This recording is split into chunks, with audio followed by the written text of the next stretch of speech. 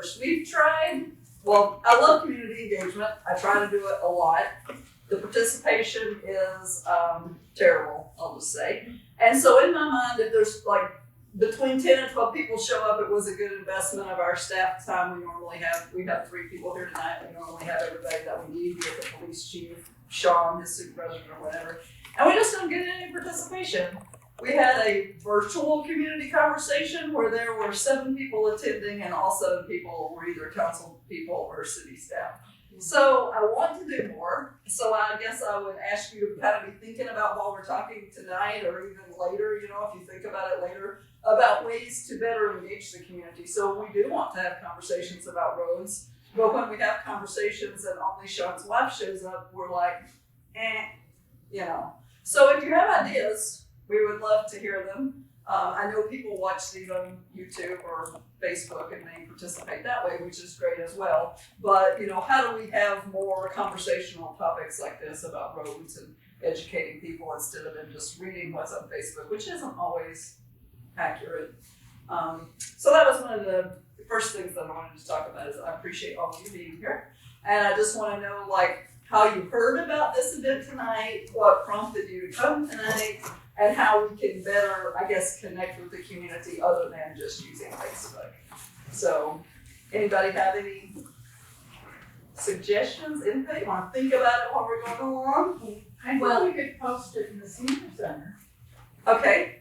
In the newsletter. In the newsletter. Okay. There's a newsletter and put out in. Okay, that little booklet that the city puts out every year?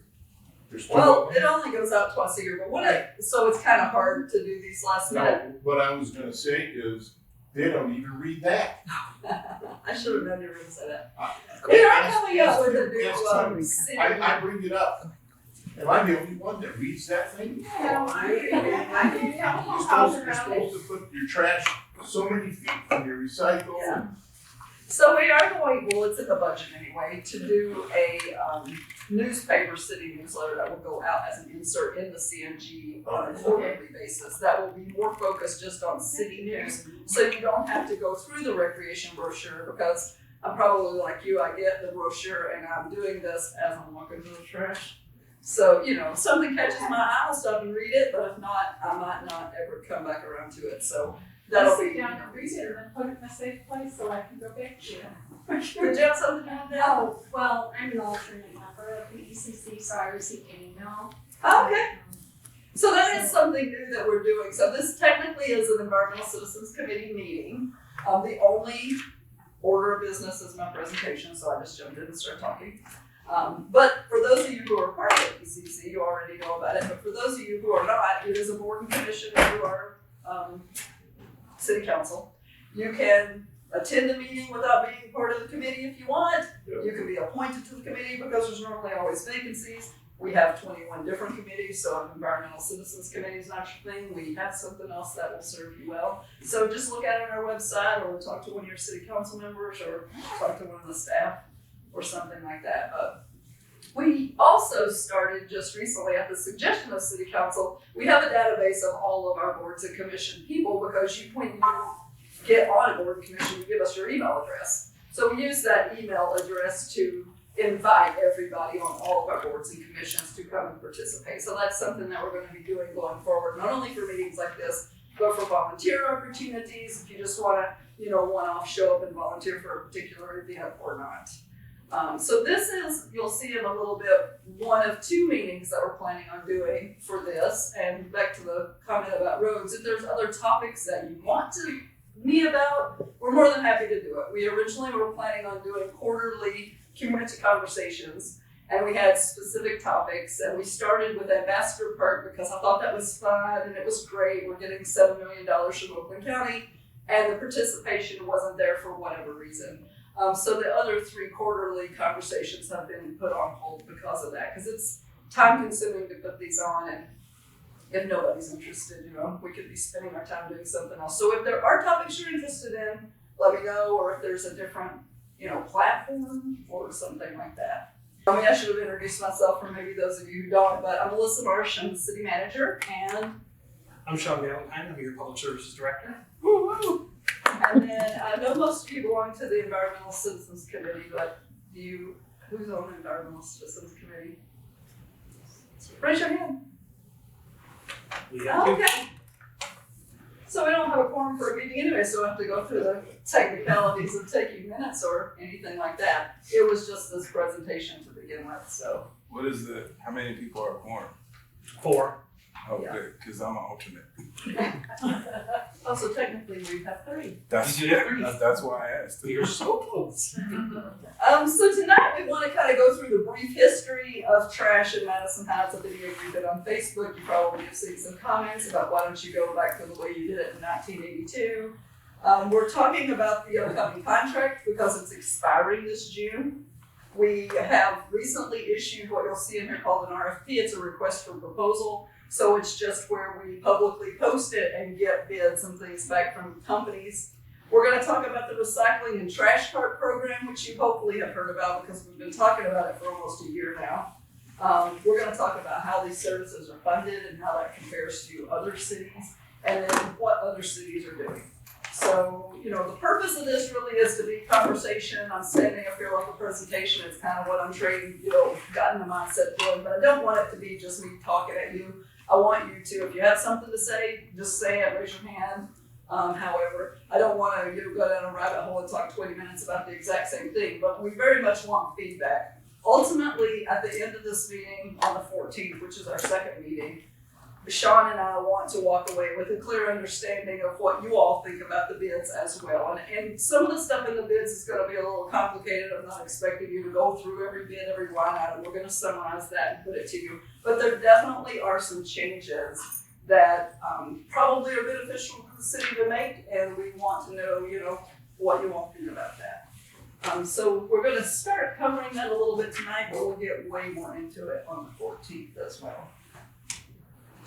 So, I got 2 things going on. I have some little questions throughout the presentation, not 100% related to what we're actually getting into tonight, but hopefully, this is one of the first conversations of many just around trash, recycling, food composting coming, because Michigan is on a path to really change the way that we handle solid waste throughout the state. And the city is engaged in that. We have to be involved in it. So I thought this was interesting.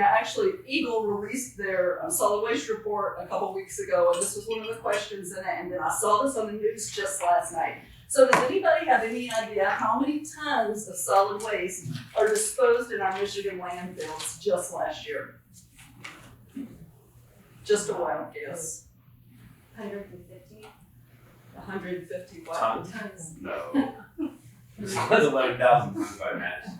Do you have a guess? No, I know Madison Heights, but I don't know Michigan. I would, but 22,892,000 tons. Yeah. So this is almost a 5.5% increase over 2023. Even though we're always talking about recycling, we're talking about food, composting, and those kinds of things. Waste is just going up. I got a couple numbers I can throw in on that too. Can anyone guess how, in the last fiscal year, how much trash Madison Heights set off to landfill? 11,000. Is that right? It was actually 8,700. Oh, It's historically been around 12,000, so we are actually down. Of that total, we also had 815 tons of recycling collected, which is usually around 1,100, so that's down too, which means our recycling rate is about 7% of our total trash going off to landfill. But talk about our new program. Yes, indeed, because the new the food composting program is helping to divert, and that's the thing. You're always going to have more trash than recycling by weight because recycling's light. It's empty containers and everything. Where in trash usually has moisture, it's much heavier. A lot of that is your food waste. Huge amounts of it is food waste. And with the DPS pilot food scrap composting program, that's diverting that from landfill, taking that weight and actually turning it into compost. So a couple other little interesting tidbits that I learned when I was looking this up. Our total imported trash, which I've been hearing, we take Canada trash, and we do. Our total imported waste is 19% of this total, and the amount from Canada is 4.46 million tons of this amount coming into Michigan. So Michigan landfills have approximately 21 years remaining on their disposal capacity, and that's based on this 2024 tonnage. So as you know, if it goes up, then the landfill capacity goes less. So that's why the state is really starting to look at this in more efficient ways to pick up trash, to handle trash, and recycle, food composting, anything like that that they can do. So on with our regular presentation, I'll turn it over to you. So the city's waste management system, in 1955 to 1969, we had a contractor, and then the city decided to do it in-house from 1969 to about 1997. By that point, personnel and equipment costs had become prohibitive, as well as disposal costs. It's one of those things, when you're the trash company that owns the landfill, you can really set your own rate for disposal when everyone else just kind of has to go along. So we bid the service, and from 1997 to 2010, we had waste management.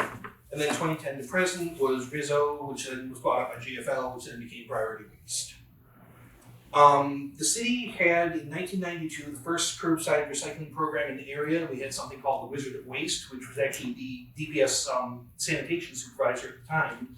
Went to all the local elementary schools on a monthly basis and did assemblies. And basically it was bottom up. The city issued the recycling bins, but the kids were taught how to do recycling. And to this day, I can't put a plastic, I was in the second grade when this happened. I can't put a plastic bottle or a glass bottle in the garbage. Like, I can't. I will take it with me and find it recycling. And so we taught our parents how to do that too.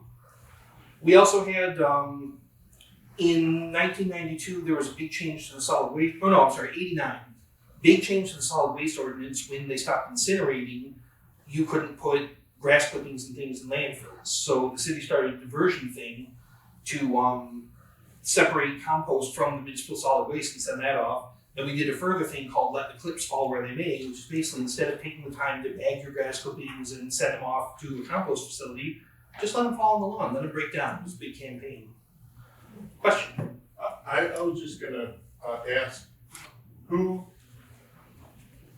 was the authority, I guess, I don't know how to, that told them they couldn't burn it anymore? Was it the state? It was the EPA, I believe. Yeah. You have to run this Well, Clean Air Act. I gotta tell you, if you ever parked your car out there when they were burning, I have to applaud them. We have looked at, during a low period in Rizzo, we looked at what it would take to find other service providers, as well as the possibility of bringing it back in-house just for a cost analysis. And I'll refer to Melissa for the actual cost of that, but it was extremely prohibitive. So just the personnel alone for bare bones to run the program like we did in 1997, which no doubt it would take more people than that now, would roughly be around $2.2 million.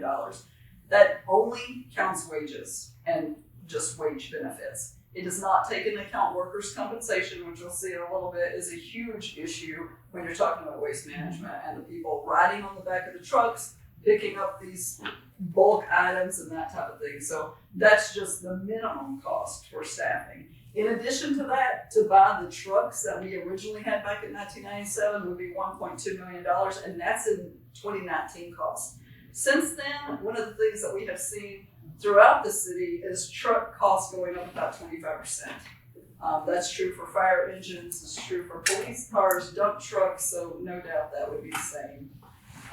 And you'll see in a little bit how much we actually pay for waste, just this contract alone, without all the other bells and whistles like the spring cleanup days and the extra dumpsters and those kind of things, around $1.8 million.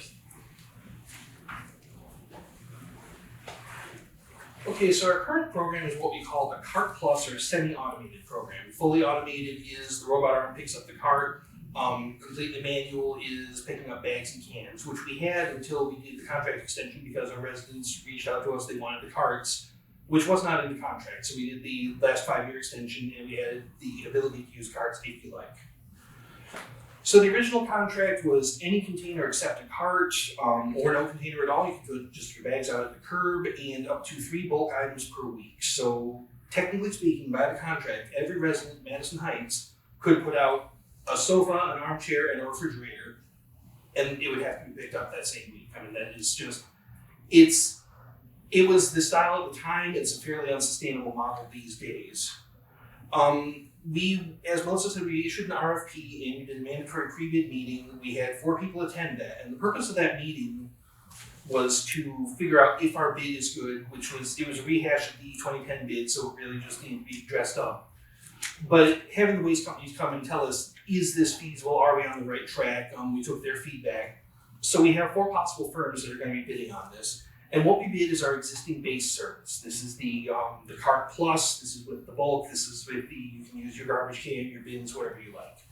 We also asked for preferred alternates, such as a cart-only program, such as being able to put food scraps in with your yard waste instead of having a separate container.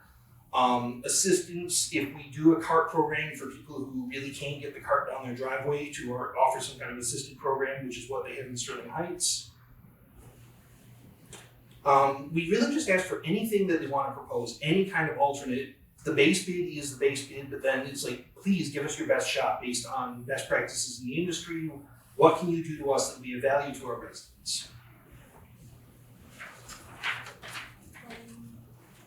So it's kind of not in the best place. I thought I had moved this, but we'll go ahead and ask because it's just another making sure you're awake kind of question. But does anybody know what percentage of cans and bottles that you pay that 10 cents on get returned to Michigan? So I would have thought it was 100% because I want my 10 cents back. But any idea? 80%? 59%. 50%? It is actually 71. The highest the number has ever gotten is 89%. So actually that 10 cents the state gets to keep. So if you don't take your bottle back to Kroger's or wherever in Hollywood, the state is keeping your 10 cents. And it's actually being utilized. This is just more useless information if you want to know. It's not utilized in the recycling grant program. It is utilized by the state for cleanup and redevelopment program for parcels that need to be cleaned. So the state is looking at changing that because, as I said, when we started this meeting, they're looking at ways to help this whole landfill thing. And if you listen to the governor talk, you'll hear her talk about it. Sometimes she mentioned it in the State of the State address not long ago. One of the things that's at the county level right now is the whole redevelopment of the solid waste program. The state rolled it out, but then the counties are up to maintain it, and then they'll have the cities involved. Right now it's still at the county level. And it's all about the circular economy. Not only are you diverting from landfills, but when you recycle something, it's actually being turned into something in Michigan. The pop bottle deposit thing is huge because that is extremely clean, pure recycling. It's just bales of aluminum, bales of clear plastic. You're not dealing with different types of plastic, contamination, so it would be really good to get that up because that is very favorable recycling.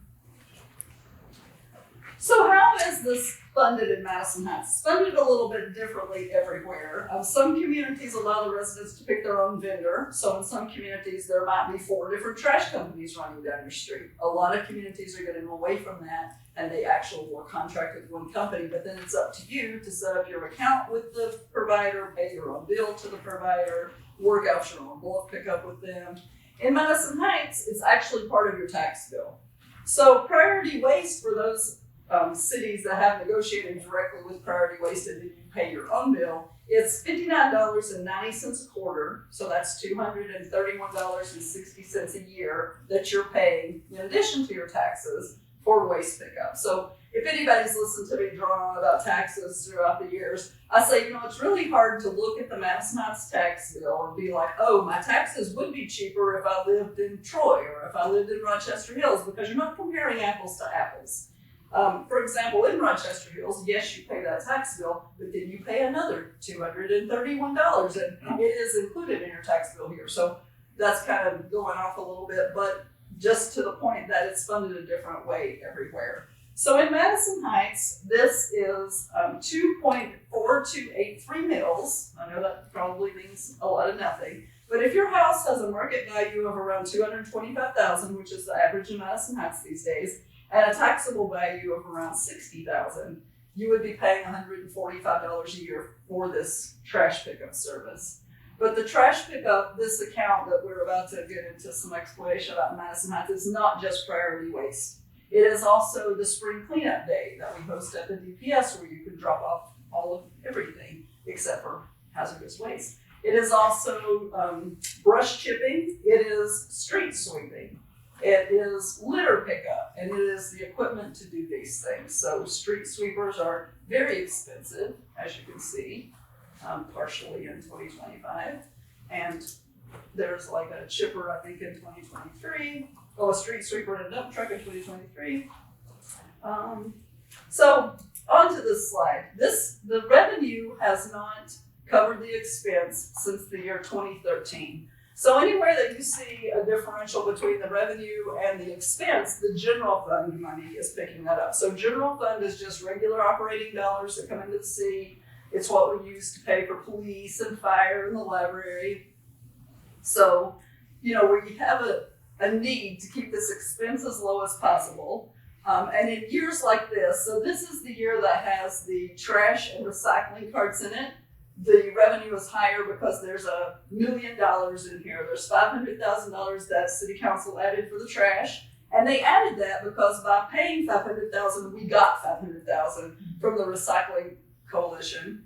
And I don't think that's the correct name, but it's something like that from the state to buy recycling carts for everybody. And the reason for that was to try to clean up the city, to cut down on rodents, and to promote recycling, back to our original conversation of the landfill issues and us needing to comply with the county and the state. So, any questions about this? So, how many of you already have a cart? Everyone, almost. Anybody not have a cart want to try a cart? Would you like to try our cart? So we brought one for show and tell, and it was supposed to just have stuff in it. Yep, it is full of DPS recycling. So yes, I asked him to fill it up just like you would at home so people can see, because one of the comments that we have gotten a lot, and before we get into the rest of this, is just these carts are cumbersome. I can't move the cart to the road. And I was telling Mike before all of you got here, I actually roll both of my carts at the same time to the road because it's so much easier than trying to drag the trash bin there. So if anybody wants to try that, they're more than welcome to. You can do it now or you can do it after. This actually is not a normal recycling cart. This is the size of a trash can. So this is a 96-gallon trash can that the DPS is using as recycling. So for those of you, I know some of you may use larger containers for recycling, but the typical recycling bin in Madison Heights is a little tub. And we're really wanting to promote more recycling and cleaner recycling throughout the city. So, Question for you. Yeah. What's going on with the existing recycling container once these new ones are initiated? oh, thank you for segueing into the next slide. So there are several people in the city that have already bought recycling trash cans or recycling bins and trash cans. We did get this grant to roll them out. We originally were going to roll them out last July, but as many of you know, no control of the city. Around about mid-June, we found out through social media that Priority Waste had bought GFL. So we had to make it through that change, and we put a hold on this project because of that. We really didn't know what was happening with Priority Waste. And then, our contract was expiring, so along December, we thought we might as well wait until we get this whole contract fixed. So now the plan is to roll out the new trash carts and recycling bins in September, which you'll see a timeline a little bit later. That's the latest date it would be. Ideally, if everything kind of fell in place perfect, we could do it in July when we roll out this new contract. But again, everything has to go perfect, and that never happens. So if you already own a trash can and a recycling cart, you can turn those back in to be recycled. You can also keep them if you want to, and you can get a new one. Every household is going to get a trash can. They are going to get a recycling cart. And they actually belong to the property. So when you move, you don't take them with you, you leave them there. So hopefully they have a 10-year warranty. Hopefully they last that long. I've had mine for 20 years actually. I got mine in 2005 and they're still good, but I don't have a lot of wear and tear. Anything you want to add? Well, just the fact that when you say they will be recycled, Cascade carts that manufactures these, they actually make them in Grand Rapids, and their plastic processing facility is it's somewhere in Ohio. So they will, if you don't want your old bins, and we're still working on the logistics, whether it be a pickup or a drop off, whatever the case may be, but we'd assemble like 200 old recycling bins. They would pay us 5 cents a pound for the plastic, and they will be turned into new recycling and trash carts. So besides using 10% post-consumer curbside recycled material. So this too is a program, as Sean just said, it's in the works. Harley and Sean are heading that up for us, and so we're working through the details of that now. We actually are going to take a group, go to ECC, but if any of you want to go, you're more than welcome. Probably 2 Cascade cards if somebody wants to go, and watch them actually make a card and stamp it and do that kind of thing if they're interested. So those are not the same size. One of them is 64, one of them is 96. Correct. The recycling is the smaller 64, and the garbage is the 96. And that's the 96 one right there. Okay. So hopefully one of the benefits, and we're going to talk about this in a few slides, I'm just kind of jumping ahead, is that people will recycle more, that there will be cleaner recyclables, and it's, again, a little bit later. But one of the points that I really want to drive home is if you just now throw your trash bag out in the yard and rain is on it, that stuff sometimes washes off into the road or the grass. And, you know, Eagle has come out very strong in support of a cart-only program. No question, ma'am? Yes, will you speak to the line that says carts are the no reimbursements for previously purchased carts? I think a lot of people will have questions about that. Yes, so if you've already bought a cart, we're not buying those carts back, we're not paying for them, we're not reimbursing. For at least the past year, we have tried to be very good about telling people that this cart program is happening. If you still want to go buy the carts, that's up to you. You can go buy them. But they are coming. They didn't come out as fast as we thought, and we did let GFL know that on the front end. But to that point, you can keep them if you want, or you can recycle them if you want, and you're just getting new ones. So it's not like we're taking them away from you and you've bought them and now you can't have them at all.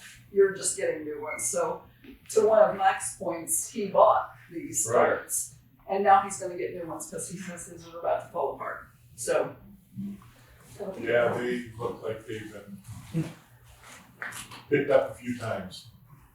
any other questions about this?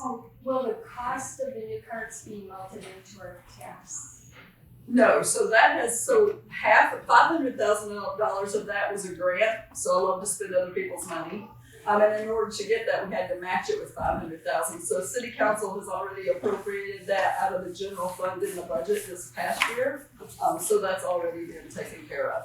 So there won't be some other programs when they bid it out, you'll see it a little bit. They include the carts in that, and people think they're getting the carts for free. Somebody's paying for that. It's just included in the bid. So we won't have that in the bid. We're actually using a third party. Instead of using Priority Waste, we're using Cascade for the carts. Do you have a question? Yeah, I do have a question.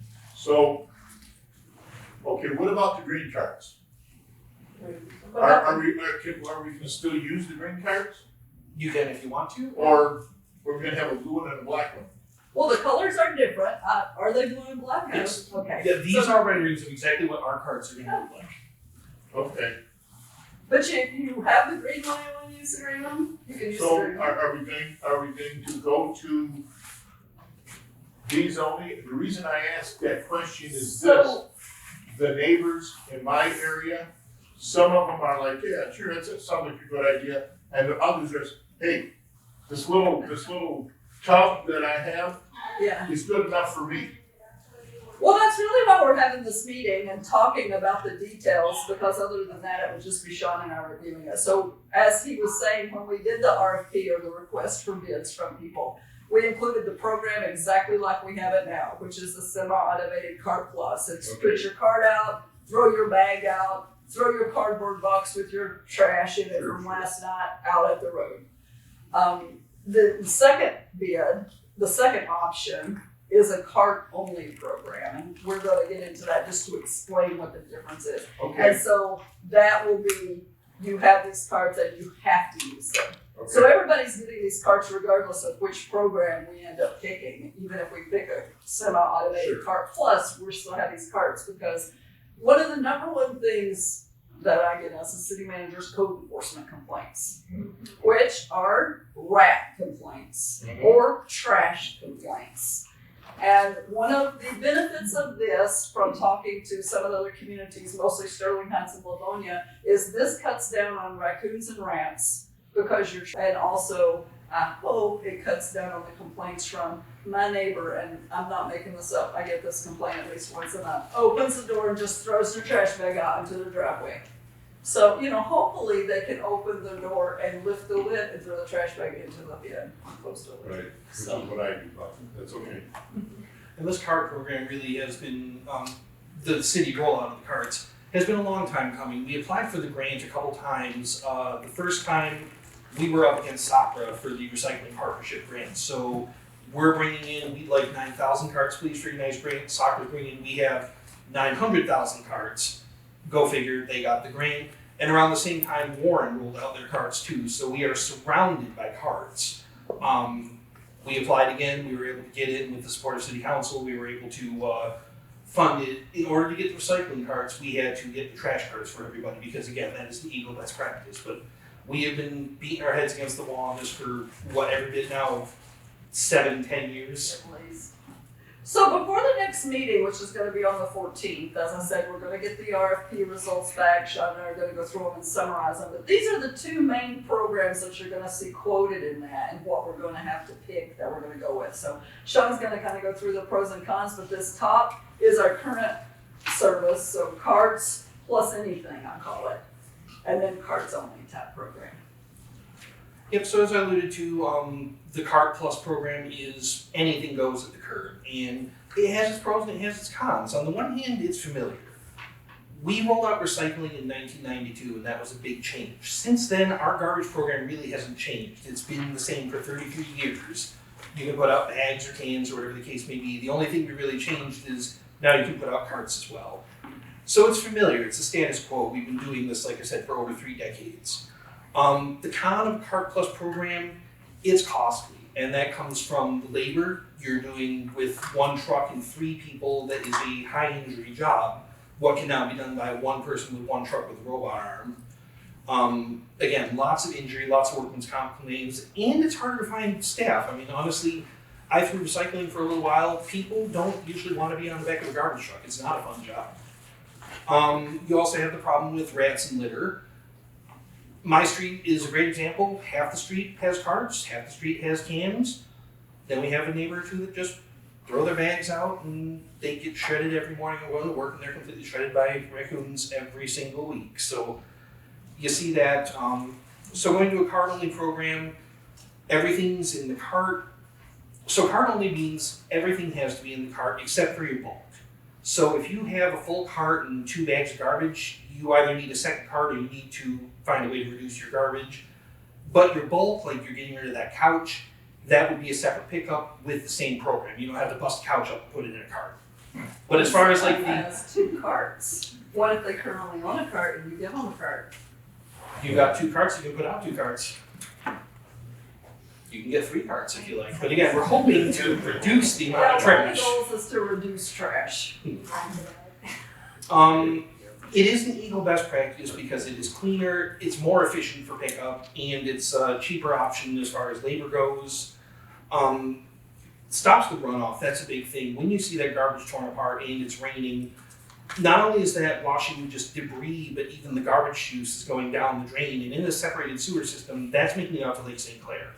All those little styrofoam peanuts and everything that are blowing down the road, that's eventually gonna end up in the lake, where, and if it's in the cart, it's contained, it's just cleaner. It's also been found to reduce waste, because if you have, this is the most garbage that I can fill, whether it's a week or 2, and I have 3 extra bags, I can buy another cart, or I can maybe compost some more of my food scraps, or look at what I can and cannot recycle, and try to reduce the trash going in the cart. Now, cons with it, like I said, it'd be a big change. Nobody necessarily likes that. There's concerns about the movability of the carts. And again, different from the way we've done it for the last 33 years. Also, people do tend to, if you only can fill this cart, you might stuff it to the ceiling and have hockey sticks and bags piled out of it. So there is that too, that you can get people trying to overstuff it. If they overstuff it, then does it not get picked up? Does it, can't stuff it? If the arm is able to grab it, if it's not completely overflowing, it can typically get picked up. But what you don't want to see that, because again, you're back to the same problem where if the lid's open, I had a garbage can, the lid finally went missing. It was half broken and it finally went missing. And every morning I was coming out, my garbage was in the can still, but completely shredded. Something had been through it in the night. So, with the cart, you want to peel the lid closed. That being said, there probably is gonna be a time around holidays or birthday when that's gonna be a little full, maybe with trash. So like you said, that's okay as long as the arm can still pick it up. So I feel like this is a cart-only promotion, but it isn't. It's just trying to educate you on the different options, so when we do review those RFPs, you're familiar because you're already familiar with Cart Plus. But these are communities that either have recently or have had for a while a cart-only program. One of the most, I think, visible in this area was Sterling Heights. It happened this past fall in September 2023. It was all over Facebook if you happen to see that. They awarded a 10-year contract to Priority Waste for a cart-only program. The savings was significant. The phone calls were off the charts for about a month. After that, the city manager was like, we're not getting any calls anymore. And I was like, wait a second. Is that true? And your DPS just isn't telling you. But when we talked to the DPS, it sure is true. And they both said the same thing. So the city manager there has said, I can't imagine going back to loose trash at the curb. And we have Jennifer at our Active Adult Center, actually lives in Sterling Heights. And when she knew we were giving this presentation, she started sending Sean and I pictures of her street. And it is just so much cleaner to have the carts only down the street. Livonia switched in October 2024 to the cart-only program. Exact same story. Savings was significant. Phone calls for the first month, off the charts. After the first month, nothing. And one of the main reasons is just change. People don't know what to do. They don't know how to put the cart. They are just getting familiar with the program. But both of these cities say after they got up and going, the residents really do like it. The seniors actually find the carts easier to move than the trash cans that they currently have. Rochester Hills has had cart only for a very long time. And they actually had numerous different waste providers going down the street, and probably 5 years ago they contracted with one provider who was GFL, that was Priority Waste. And as a result, they run one person on the truck, so you don't have to pay for 2 or 3. They don't have the same workers' comp cases, so there's that benefit. And then Flint is in the process of moving to a cart-only system. They got the exact same recycling grant that Madison Heights did, so they had to match it with trash, and they are giving the same carts and trash cans to everybody in Flint. They're using the same company as well, Cascade. And then these are just some quotes that we got. Actually, this one was in the newspaper. So in Flint, the council president says, carts will help sustain an even lower collection cost over time relative to an uncarted program. Carts reduce litter, help control rodent and pest populations, and will enhance community cleanliness in our beloved Flint Strong City.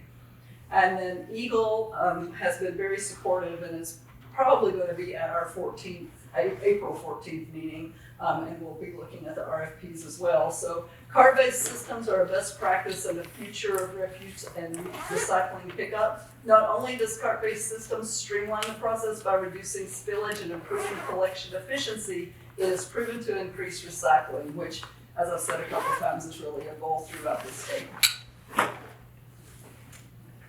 So what are some potential challenges to a cart-only program, and how do you propose we overcome them?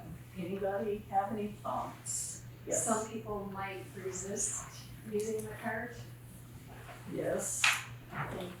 Any ideas how we would get over that, or educate people, or? Their trash won't get picked up if they don't use the cart. I know some seniors that have carts, but they're like, I don't even put my cart out by the curb every week because it's so contained, it's easy to do, but it's like one bag in the bottom of my cart. So potentially that's, the education piece about, this actually saves you time and money. You don't have to spend time necessarily going out every week to take your cart to the curb. If it's not full, that lid is nice and secure, and you don't have to necessarily do it every week. Wait till Wait it's for full. better weather. Especially if it's snowing. Yes. Yeah, did you have something? Yeah, Madison Heights has mostly detached garages. Mm-hmm. That's gonna be efficient for people when they put it in their backyard, roll down their driveway with their vehicle in their driveway. They're gonna have to pull that vehicle out there to get it to the curb. They're gonna have to pull, Good point. most houses in a lot of these cities got the attached garage, and they have the two wider driveway for two cars. A little easier to get from the curb to the driveway. Yeah, That's gonna be a potential challenge. How do they get the trash out now? Yeah. It's a lot easier, I can just, it's a smaller trash can. Yeah. You don't have to roll it. I'm just gonna say that, I have a single car driveway, in other words, as far as width goes. And if I have two cars, and if I park them over to the edge, there's enough room for me to take the cans right through there without even touching the cars. Yeah, even when you cut your lawn, you have to move your car over, make sure that you can get your lawnmower. Right. In a single car, and we do it for years, so Right. we do the same thing for the car. And this is a situation that I personally am gonna live. I have a single car driveway, but the concrete only goes to the front of the house. I don't have a garage. Where my neighbor's landscaping is and just where the gas meter is and where the car is, I'm gonna have to pull the car out to get the cart around, but it's literally 2 minutes of inconvenience once every 7 days, if that. So as much as it will be inconvenient, I think I'll live. I have Question. one question about the cart only. Yeah. What about the sofa somebody wants to pitch? So there is still, well, it's just an option that we're bidding, but in the bid, there is still bulk pickup. Oh, okay. And we made it weekly bulk. I asked for an alternate bid for a cart-only program with weekly bulk because I didn't want to get into, if we did go cart-only, not only is that a radical change, but now, oh yeah, that fridge, it only gets picked up on the third Wednesday of every second month. Like, didn't even want to go down that road. I'm sorry, you've raised your hand like 4 times. I was just gonna say, I might be the senior that Emily was talking about. But about taking my trash out only every, there's just 2 of us in our household. Mhm. It only goes out maybe twice a month, sometimes less. I don't take my trash out every week In because I the don't need winter to. time, when you're talking about the whole move the car and everything, and we're all mobility challenged in my house, and it is a big deal to not have to do that every week. So I love to have that big old cart. Yeah. For myself. And one of If the other, everybody had less trash, we could reduce trash pickup in the That's city right. as a whole, but that's not gonna happen. one of the other things we suggest too is talk to your neighbors. If you only have one single tiny little bag of trash a week and they're rolling out their cart every week, can I throw mine in with Great yours? idea. Yeah. Yeah. My sister shares her car with her niece. Save your Yeah. senior. Because she. You could do a campaign, Save Your Senior, and I like offer that. to, like, just throw it in my bin. And also looking at the street, probably myself and both my neighbors on either side could fill 1 cart a week, maybe. Well, that's what they were saying.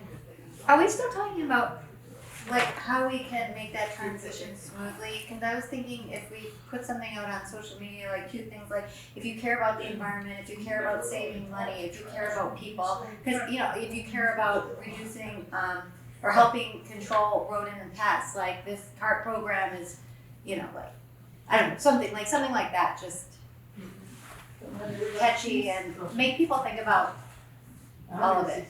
People, So environment. one of the things, and I'll mention this here too, that's in the budget for council to consider is and I mentioned this to those that were here a little early, you know, lots of people are on Facebook. We actually have been doing studies of how many people on our Facebook page actually live in the city and how many of those live in the same household, and it's actually a small percentage. So that means a small percentage are really seeing the way that we tend to push out all of the information. So we're trying to find different ways. And I know Emily had mentioned trying to find ways to communicate with the community outside of just social media. So we do have in the budget to do a city newsletter as part of the CNG newspaper. So it would be a newspaper insert, not a separate mailing, and it would stick out above the CNG newspaper. So when you get it, you could pull that piece out and read it, and it would only be focused on city news. So you wouldn't have to read about little kids, you know, baseball or whatnot. You would only see like the city stuff for that quarter, and it would be like quarterly. Because that really is a challenge, like we were saying earlier when you're asking about roads, communicating with the residents and getting community feedback and engaging is a challenge. So, we try to talk to anybody that will talk to us, but, we only see a handful of people, so that definitely is an issue. So we would be planning on doing, if council wants to move forward with that plan, the first one in June of this year. I love that idea. Would that be with every CNG or just as needed? No, it would be 4 times a year. So it would I be love quarterly. So the one in June would be for July, August, September. It would have like the events, coming up and that kind of thing. And it's twofold. It's besides the fact that our city recreation brochure and city newsletter is only twice a year, it's muddled. I mean, it really is, you're gonna find the information on recycling or maybe code enforcement issues after you've gone through Tai Chi, youth baseball, acrylic painting, and the 5K. So trying to really, the recreation brochure focusing on recreation and the city newsletter focusing on city news. So here is the timeline. We issued the RFP, again, that's a request for proposals. We posted out there in the world and see who's gonna bid. We did that on March the 6th. On March the 17th, Sean had a mandatory pre-bid meeting. So if you were interested in submitting a bid, you had to come in and attend this meeting so we knew that you understood what we were looking for. We had 4 companies, as Sean said earlier, that responded to that. They were Car Trucking, Priority Waste, who we currently have, Waste Management, and Trimgully. That does not mean that they are all gonna submit bids. That just means that they sent somebody to get the details to see if they're interested. Some of these companies may not have the capacity to take on Madison Heights. We know Priority Waste does because they currently are doing it. We have this special ECC meeting tonight. The bids are due to the city clerk's office and then to Sean on April the 9th, so we will have them then. We will go through and make sure that the people that have submitted bids, have the insurance that they need, that they're a real company, that they followed the bid requirements. Some of them may get disqualified, but that doesn't happen very often. The information will be summarized. We're not gonna be sending you 500 pages and say, hey, read this. We're gonna summarize those. We plan on sending those to you. If you don't want to get them, let us know. So I hope we have, I think Harley has everybody's email addresses here. So we will be sending out that information because the next meeting that we're gonna have right now is planned for April the 14th. That is Passover, so if someone has an issue, we can move it to another day. But we're kind of against the timeline. So that typically is a city council meeting and it's been moved to the 15th for the holidays, so I wanna be respectful of that, but we're also trying to get moving. And hopefully it'll go to city council on the 28th. That's assuming that we have a recommendation and, this is what we're going forward with. So we really do want resident feedback and, input as we go forward with this process. And then July 1st, regardless of if we go with Cart Plus or Cart Only or whatever, those are really the only 2 plans, but anyway, we will have a new waste contract that goes live on July the 1st. So currently the carts are planned on rollout September the 1st. As I said, that is the latest it's gonna be. Hopefully we have a new waste contract and we can roll those out kind of around the same time. I don't know if that's actually gonna happen in July since it's really already April, but it will hopefully happen before September the 1st. One of the things we were very clear about when the bid was written is that even if we did go to a cart-only program, that the carts are expected to be rolled out in September, so it would be status quo Carts Plus until that time.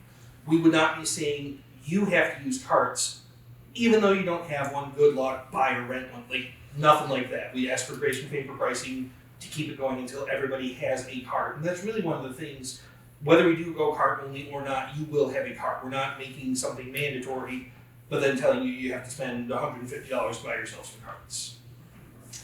So this is the next meeting. I kind of got into this a little bit ago.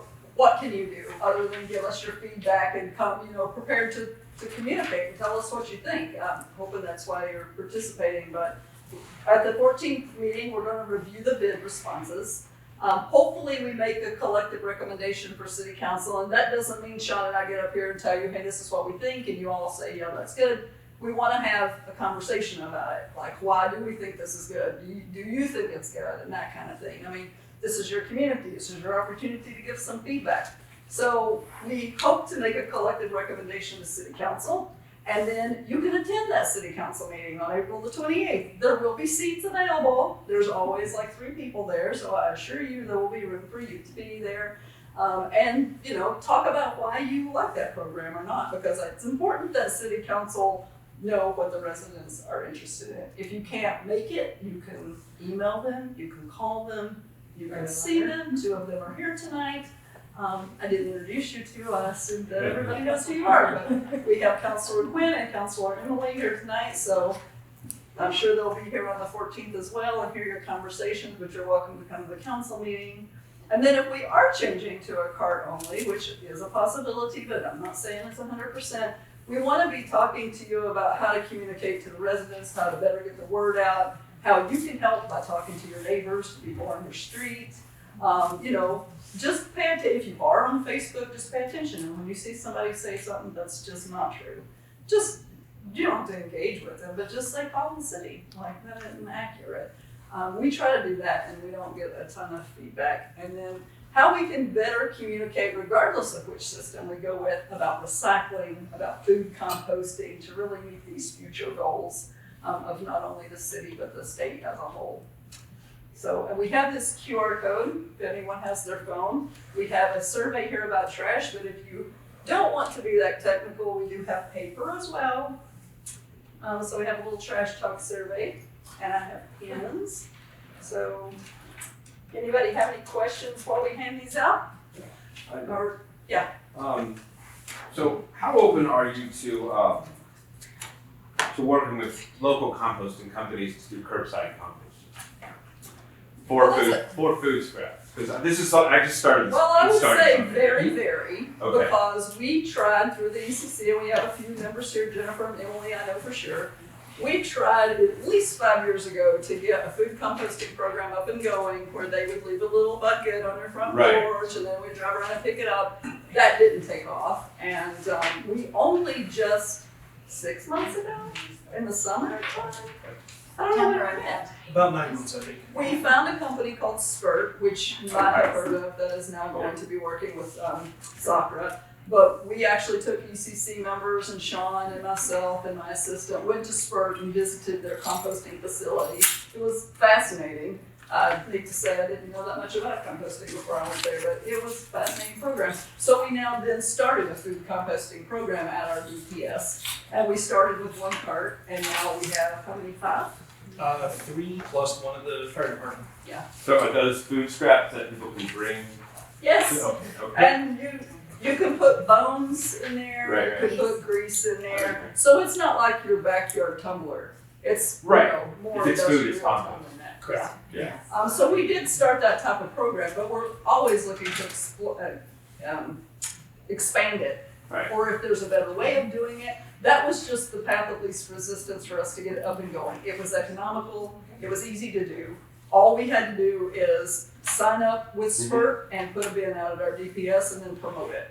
So we were like, is anybody gonna do this? But instantly, I mean, the bin is full all the time. We've had to expand it a couple of times, and now we've got the fire department on board because, you know, they cook and eat and stuff there. And so people can use that one as well as the public. Not very many people go there, they go to the DPS instead. But I would say it's successful for the limited amount of Sure. time we've been doing it, or, you know, programming. But it's definitely something that I've always been interested in. It's just how then all the other competing priorities, how do you get that up and going too? So if there's a different delivery method, we're all about it. Anybody talks about you about this? Okay. Yeah. Okay. Yeah. I was going to ask that question, and what about textile waste? Has there been thought about how to help people manage? I don't know. It's huge. We haven't hit that one, but it's true. It's everything. I actually have, as my wife can attest, a whole bookshelf full of socks that have holes in them and t-shirts that have holes in them, which I use in my backyard. I have a little fireball in the backyard to start that, because I don't want to just throw them away. I want to at least do something with them, at least if they're lighting a fire, it's something. But yeah, it really is, because you think about at the DPS on motor pool and everything, we use shop rags like crazy, and they're typically recycled t-shirts. They just chop them up. But yeah, as far as like collection of those, we really haven't explored it. Definitely open to it. We want We want to recycle anything we can. We recycled jeans for a hot minute. We did, I remember The that. problem with that is like a lot of, and I just found this out with sheets. I don't know why my husband did this and I didn't. He pointed out to me that my sheets are mostly polyester these days. And, you know, it was a hard task to find cotton sheets. So your jeans now to recycle them, when we were recycling them for a short period of time, they had to be cotton. And they have so many other stretchy things in them now, spandex and polyester. It's hard to find. They would take them. Yeah. Yeah. Any other questions, or did everybody have a survey? You can take it on your phone as well. If you have any comments about ways we can better engage with the community, or things you want to talk about that people actually show up for, I mean, I'll go anywhere. I had a budget and beer meeting one day at Cadillac Straits. Again, hardly anybody showed up. So, yeah, just let me know. I was not buying, so. Why? What about records, old records? Can you recycle old records? I don't know, but records are a hot commodity Yeah. these days. You should be taking those Say I to the wouldn't record recycle store. those. You know what we did years ago? We had a whole shelf in a closet full of old record albums. We put them out in the garbage, and our daughters came over and said, Took them "What all." are your parents doing?" Got them all back out and put them back up in the shelf. You should take them to a record store. So vinyl is a hot thing these days. So my husband bought me for Christmas 2 years ago.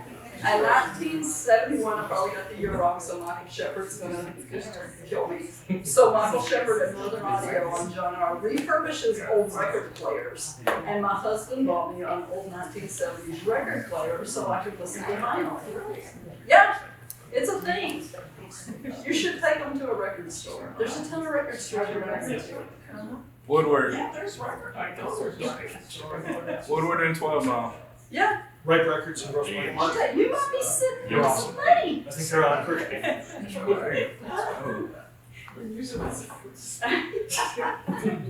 Any other questions or comments? Anything? I hope you all will come back on the 14th. If you have a suggestion of how we can do this better, I'm all ears. I picked this venue because I thought it was a little bit more conversational and friendly. But if you want something more formal, we can do that too. Rain barrels one time.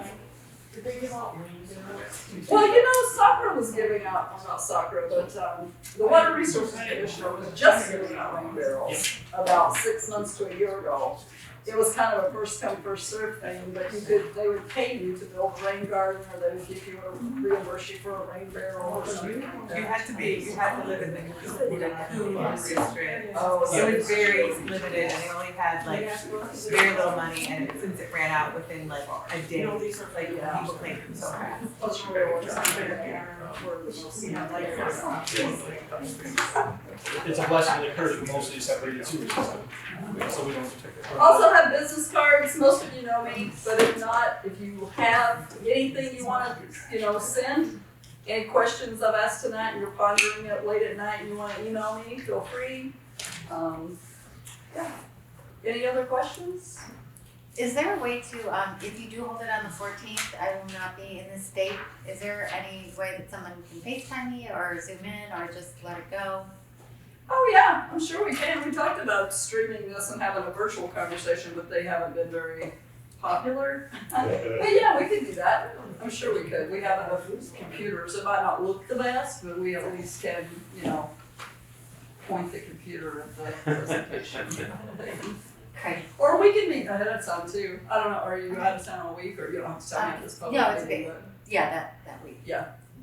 Yeah, well, because we're Before or hoping after, to send out the information ahead of time, so we can always chat. Okay. Yeah, we'll figure out something. I'd just like to thank you all for being here. I really appreciate the engagement. As Melissa alluded to, and she's absolutely right, we've had several conversations where there have been more city staff than residents. Melissa and her husband, me and my wife, looking at each other saying, hey, how's it going? So yeah, really, really appreciate you being involved in what we got here. It makes our time worthwhile to be here if you're interested. Thank you for the presentation. Yeah, it's well worth it. All right, Thank well, hopefully you. we'll see everybody back on the 14th at 6 o'clock in the same room as currently the plan. So. Well, she said she doesn't really need.